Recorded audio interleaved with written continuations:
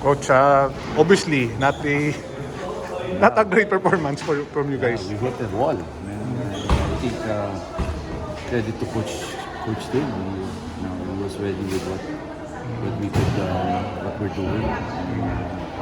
And, I think the frustration got to us early. The first half, we were missing shots. They were making shots, and it's just hard to have playing against a champion team. And I'm just saying that we're not young, but we're on that position that we're trying to prove ourselves pa rin. Diba? After 2 games we had a heartbreaking loss with Morales. Now we hit the wall with I think we nakalaban namin pang-champion caliber. Tumalo pa ng 40. Yeah. It was really frustration but just told the boys you never give up. You have to really you gotta experience. It's not gonna be easy. It's not an easy road going to what we want to be.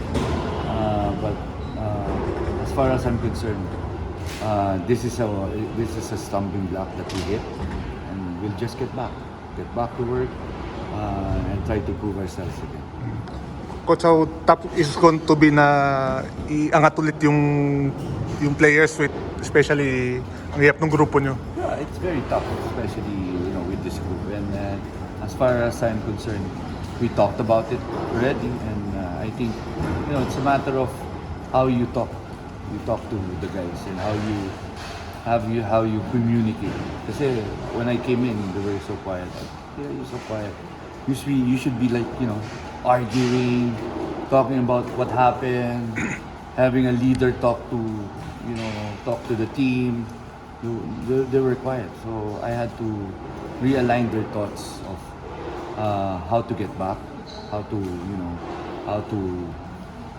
get back to this adversity that we did tonight. And feeling ko yung mga ganung bagay kailangan explain mo sa kanila. So I did explain that how we will prepare again, and how we should be communicating and doing our best to do our kung ano yung pwede natin magawa para umakyat tayo. Coach, heading to next game, ano yung number 1 thing na gusto nyo i-avoid para hindi tayo maganito ulit? Well, of course, we gotta play good defense. I think the time that we have maraming confusion in the rotation, everybody's getting open, and then babalik tayo sa frustration, hindi na sila naniniwala, they're not believing in what we can do better.